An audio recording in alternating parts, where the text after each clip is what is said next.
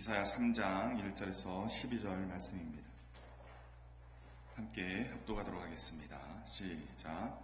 보라, 주 만군의 여호와께서 예루살렘과 유다가 의뢰하며 의지하는 것을 제하여 버리시되 곧 그가 의지하는 모든 양식과 그가 의지하는 모든 물과 용사와 전사와 재판관과 선지자와 복술자와 장로와 오십부장과 귀인과 모사와 정교한 장인과 능단한 욕술자를 그리하실 것이며 그가 또 소년들을 그들의 고관으로 삼으시며 아이들이 그들을 다스리게 하시리니 백성이 서로 학대하며 자기 이웃을 잔해하며 아이가 노인에게 비천한 자가 존귀한 자에게 교만할 것이며 혹시 사람이 자기 아버지 집에서 자기의 형제를 붙잡고 말하기를 내게는 겉옷이 있으니 너는 우리의 통치자가 되어 이 폐허를 내 손 아래에 두라 할 것이면 그날에 그가 소리를 높여 이르기를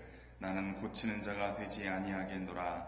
내 집에는 양식이 없고 의복도 없으니 너희는 나를 너희 백성의 통치자로 삼지 말라 하리라. 예루살렘이 멸망하였고 유다가 엎드러졌을 그들의 언어와 행위가 여호와를 거역하여 그의 영광의 눈을 범하였음이라.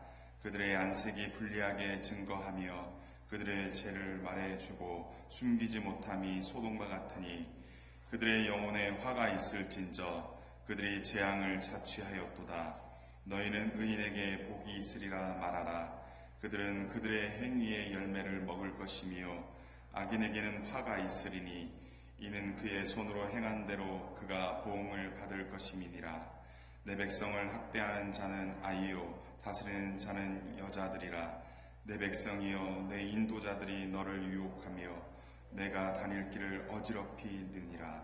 아멘. 개인적으로 묵상하도록 하겠습니다. 함께 말씀 보도록 하겠습니다. 이사야서는 모두 66장으로 이루어졌습니다.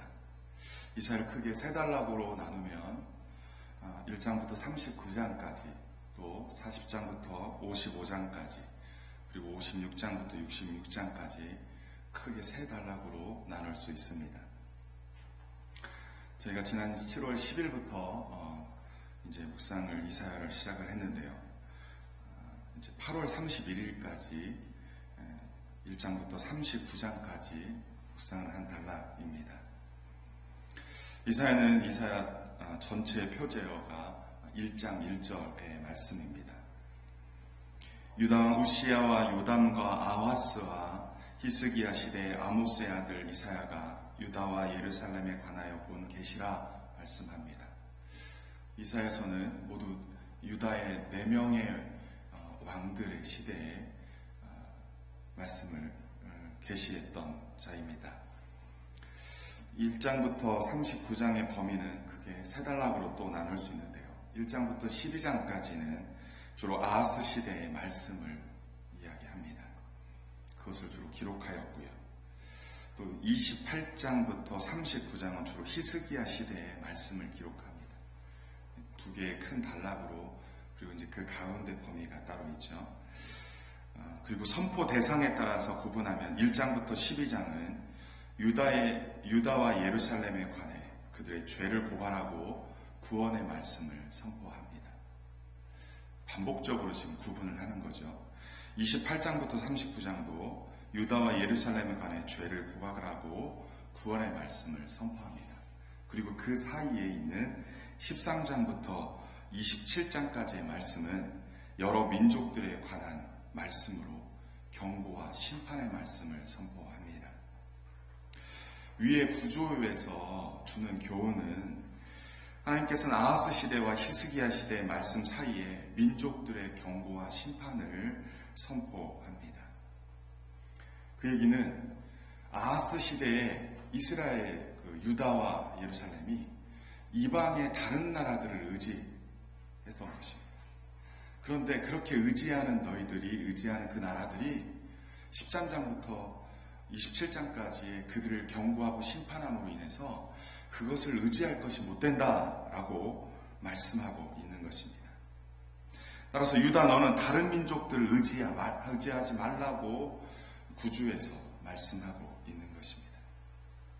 하나님께서는 말씀을 통하여 우리의 구원은 강대국을 의지하는 것으로 오지 않고 오직 여호와 우리 하나님만을 의지할 때 주어지는 것임을 선포하고 있습니다.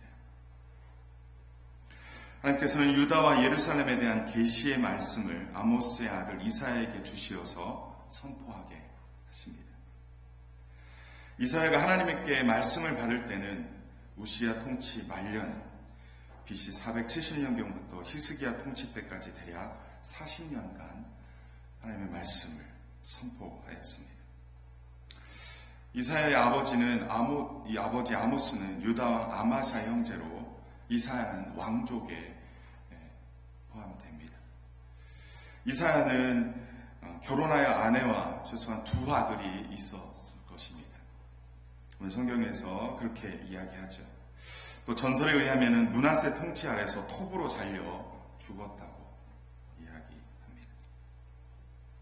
이사야의 이름의 의미는 여호와는 도움이시다, 여호와께서 도와주셨다라는 의미로 볼 수 있습니다. 구약의 말씀 가운데 하나님께서는 당신의 백성들의 위기의 순간마다 선지자들을 보내서 그 선지자를 통해서 계시의 말씀을 전하게 하셨습니다. 그래서 곁길로 나아가고 하나님을 떠나는 그들을 다시금 붙잡아서 하나님의 온전한 구원에 이르게 하시는 은혜를 허락하셨습니다. 하나님께서는 그 백성을 사랑하셔서 경고의 말씀을 주시고 그 말씀으로 인하여 백성이 돌이켜 심판이 아닌 구원에 이르게 하기 위해서 선지자들을 보내시고 그 선지자를 통하여 말씀하신 것입니다. 특별히 이사야 1장부터 39장의 말씀은 하나님을 떠나 배교한 당신의 백성들 가운데 남은 자를 심판을 통하여 정결케 하신다라는 의미가 있습니다. 남은 자를 심판하셔서 그들을 정결케 하셔서 그들 가운데 구원이 있게 하기 위함이라는 것입니다. 하나님께서 이사야를 통해서 말씀을 선포하게 하시는 이유는 적어도 회개할 남은 자를 보존하시기 위함인 것입니다. 이 빛 가운데 뚫고 오신 여러분들이 하나님의 남은 자들이 되어 정결케 되시고 온전케 되셔서 하나님의 구원이 여러분 가운데 있기를 소원합니다. 또 방송으로 듣는 모든 주의 백성들 가운데 이 말씀으로 온전히 정결되고 심판이 아닌 구원에 이르게 된 은혜들이 우리 모두에게 있기를 간절히 축원합니다. 오늘 본문으로 들어가 보도록 하겠습니다. 3장 1절에서 3절 말씀은 하나님께서는 당신의 자녀들이 하나님 아닌 다른 것을 의뢰하며 의지하는 것들을 제하여 버리십니다. 1절에서 보라, 주 만군의 여호와께서 예루살렘과 유다가 의뢰하며 의지하는 것을 제하여 버리신다 말씀하십니다. 하나님께서 심판하실 때 유다와 예루살렘에 겪게 될 극단적 혼란과 공황 상태를 설명하십니다. 여기서 먼저 의뢰하며 의지하는 것으로 옮긴 히브리어는 지팡이와 막대기를 가리킵니다. 지팡이는 통치권을 상징하거나 몸을 의지하여 지지하는 데 사용됩니다. 이사야에게 있어 이스라엘의 지팡이, 곧 의지할 분은 오직 여호와 하나님 뿐이십니다. 그런데 유다와 예루살렘은 무엇을 의지하였습니까? 말씀을 보면 모든 양식과 모든 물을 의지했다라고 말씀하고 있습니다. 그들은 하나님을 떠나 자신들의 경제적인 것, 경제력을 의지했다라고 말씀하는 것입니다. 경제적으로 어려울 때는 하나님 우리를 도와주세요. 하나님이 도울 자를 붙여주세요. 라면서 하나님을 의지하고 매달리다가 경제적으로 여유가 생기면 더 이상 하나님을 의지하지 않고 하나님을 떠나 경제력을 의지하는 우리들의 연약한 모습이 아닐까 싶습니다. 하나님을 떠나 경제력을 의지하는 자들에게 하나님께서 심판하시어 그 경제력을 제하려 버리신다는 것입니다. 2절 이하에서는 용사와 전사와 재판관과 선지자와 복술자와 장로와 오십부장과 귀인과 모사와 정교한 장인과 능란한 요술자들이라 말합니다. 그러한 의지하는 것들을 제하여 버리신다라고 말씀합니다. 여기서 용사는 용병을, 전사는 직업군인을 가리킵니다. 재판관은 통치 조직의 일원으로 왕의 관료에 속합니다. 선지자가 황홀경을 체험하는 자고 점쟁이, 복술자는 신탁을 내리는 기술자에 속합니다. 또 장로는 어떤 자입니까? 지파의 우두머리로 사회적, 정치적, 사법적 중요한 역할을 담당합니다. 권위와 영향력을 인정받은 이들은 때로는 백성을 대표하기보다는 자신의 이익을 위해 일반 사람들의 권리를 억압하거나 빼앗기도 하는 자들입니다. 59장은 때로는 군 조직에서 장교 집단을 대표하는 표현으로 사용됩니다. 또 귀인은, 귀족이라고 말하는 귀인은 왕과 밀접한 관계에 있습니다. 또 모사, 고문관은 왕의 자문자를 이야기합니다. 또 정교한 장인, 마술사를 의미하고요. 요술자는 실질적으로 또 같은 의미이죠. 이들은 정교한 장인과 요술자는 민간 신앙에 있어서 상당한 영향력을 발휘했다고 합니다. 이러한 자들은 다들 어떠한 자들입니까? 정치, 사회, 종교의 주요 집단들이 거의 모두 열겨되어 있습니다. 하나님께서 모든 분야의 권위를 제거하실 것을 말씀하고 계십니다. 유다와 예루살렘에 의지하는 그 모든 분야, 하나님 아는 그 모든 분야를, 하나님보다 더 의지하는 그 모든 분야를 제거하시겠다라고 말씀하고 계십니다. 본문에서 하나님이 말씀하고 싶은 것은 무엇입니까? 우리 인생이 의지하고 의뢰할 분은 오직 여호와 하나님뿐이 없음을 말씀하고 있는 것입니다. 세상에 헛된 것을 의지하지 말라는 것입니다. 세상의 경제력이 우리의 의지의 대상이 아닙니다. 세상의 권세와 그 어떤 영향력도 우리의 의지할 것이 못 됩니다.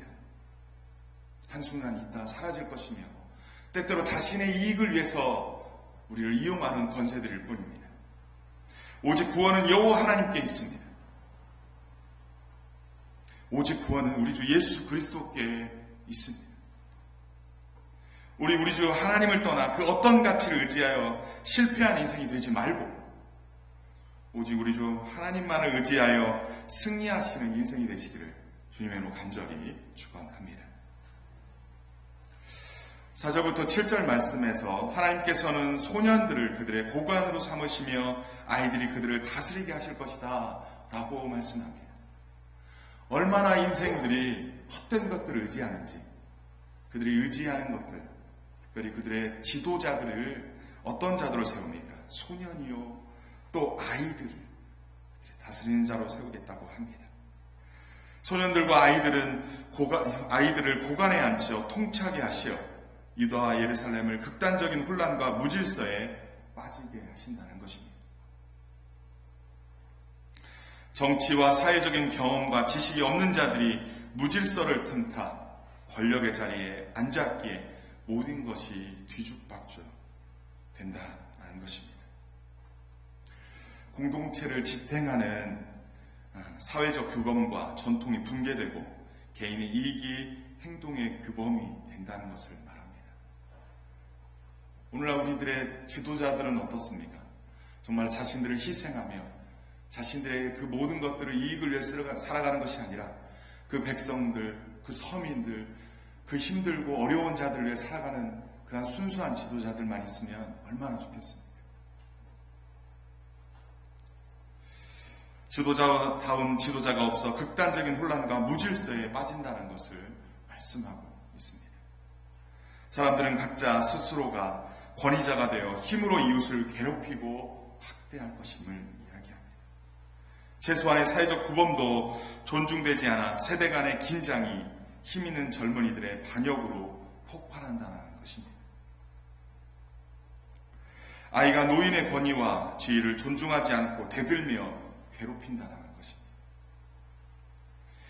유다와 예루살렘이 경험하게 될 혼란과 무질서를 지금 표현하고 있습니다. 하나님을 의지하지 않고 세상에 무가치한 것을 의지할 때 그 모든 것이 무너지며 인생들도 무너지고 만다는 것을 말씀하고 있습니다. 이 본문에서 하나님께서 하시고 싶은 말씀은 또 무엇입니까? 우리를 영원히 다스리시고 통치할 분은 이 세상의 그 어떤 통치자들이 아니라 오직 우리 주 하나님이심을 말씀하고 있습니다. 세상에 그 어떤 지도자도 완전할 수 없습니다. 왜냐하면 인생이기 때문에 그렇습니다. 우리를 온전히 그리고 완전히 다스리시고 통치하시어 온전한 구원을 이루실 분은 오직 신실하신 우리 주 하나님 뿐이십니다. 우리 주 예수 그리스도 뿐이십니다. 그 하나님만을 믿고 그 하나님의 가르침만을 따라 순종으로 나아가시는 저와 우리 모두가 되시기를 주님으로 간절히 소원합니다. 하나님의 가르침만이 그 말씀만이 영원하시며 우리의 온전한 구원이 되시는 줄 믿습니다. 그 길 따라 그 말씀 따라 온전한 구원이 이루시는 우리 모두가 되기를 소원합니다. 8절부터 12절 말씀은 하나님께서는 우리가 말한 대로 행한 대로 보응하시는 분이심을 선포하십니다. 하나님께서는 유다가 몰락한 이유에 대해서 8절에서 말씀합니다. 8절에서 뭐라고 말씀합니까? 우리 함께 8절 말씀을 읽겠습니다. 시작. 예루살렘이 멸망하였고 유다가 엎드러졌음은 그들의 언어와 행위가 여호와를 거역하여 그의 영광의 눈을 범하였습니다. 예루살렘과 유다의 멸망의 원인은 바로 그들의 언어와 행위가 여호와를 거역했기 때문이라고 말씀하고 있습니다. 그들의 일상에서 하는 언어와 그들의 일상에서 하는 삶의 행동이 여호와를 인정하지 않고 거역했기 때문이라고 말씀하고 있습니다. 일상의 삶의 자리에서 하나님의 말씀대로 살지 않고 따르지 않기 때문에 멸망하였다라고 그리고 멸망할 것을 선언하고 있습니다. 9절에서 그들의 얼굴빛이 증언하며 그들의 죄를 말하여 주고 숨기지 못한다고 말씀하고 있습니다. 하나님께서는 사람의 마음을 감찰하시며 그 속에 있는 그 생각까지도 알고 계시는 분이십니다. 사람이 말하고 행동하는 것을 그 얼굴빛만 보고도 꿰뚫어 보신다라고 말씀하고 있습니다. 그것이 증언한다라고 말씀하는 것입니다. 그러한 자들에게 소돔과 같이 멸망할 것임을 말씀하고 있습니다. 그러한 자들은 스스로 재앙을 불러들여 화를 피할 수 없음을 말씀하고 있습니다. 10절부터 11절에서 하나님께서는 의인에게 복을, 악인에게는 화를 선언하십니다. 오직 의인에게만 복이 있을 것임을 말씀하고 있습니다. 그들은 그 행위의 열매를 먹을 것이다 라고 말씀합니다. 하나님은 의로우신 분이십니다. 이 세상에서 하나님의 말씀대로 살아가기란 쉽지 않습니다. 하나님 말씀대로 순종하기란 쉽지 않습니다. 하지만 나의 불편함을 감수하고 나의 손해를 감수하더라도 하나님의 말씀대로 순종하는 자들에게 하나님께서는 그 행위의 열매를 반드시 먹게 하신다라고 말씀하고 있는 것입니다. 비록 이 세상에 살 때 힘들고 어렵지만 그 말씀대로 살아가는 게 고통스럽지만 그 말씀대로 살아가기 위해서 그것을 감내하며 고통하는 자들에게 그 행위대로 보응하시겠다라고 지금 말씀하고 있는 것입니다. 말씀은 남의 유익을 위하여 살라 말씀하시는데 절대로 손해보지 않고 자기 유익을 위하여 살아가는 자들에게 하나님께서는 반드시 그가 행한 대로 그가 보응을 받을 것이다 라고 말씀하고 있는 것입니다. 따라서 하나님의 뜻을 따라 선을 행할 때 낙심하지 말아야 할 것입니다. 오늘날 우리 모두도 우리의 말과 행동이 여호와 하나님의 뜻을 거역하지 말고 하나님의 영광을 구하며 지체를 세우고 영혼을 구원하는 말과 행동이 되어야 할 것입니다. 코로나로 인해 많은 사람들이 힘들어합니다. 교회 공동체 안에 서로를 용납하고 이해하고 하나님이 기뻐하시는 교회 공동체로 나아가기를 소원합니다. 서로의 지체의식을 가지고 서로의 짐을 나누고 서로를 도와 함께 하나님의 뜻을 세워 나아가야 할 것입니다. 공동체 안에서 서로 손해보지 않으려는 개인주의로 흘러가서는 안 될 것입니다. 고린도전서의 말씀처럼 하나님의 영광을 위하고 남의 유익을 구하여 어떻게든 한 영혼이라도 더 구원에 이르게 하라는 말씀대로 나아가야 할 것입니다. 우리의 말과 행동으로 어떻게든 서로를 화목하며 서로의 덕을 세우며 영혼을 구원하고 하나님께 영광 돌릴 수 있는 일상이 되어야 할 것입니다.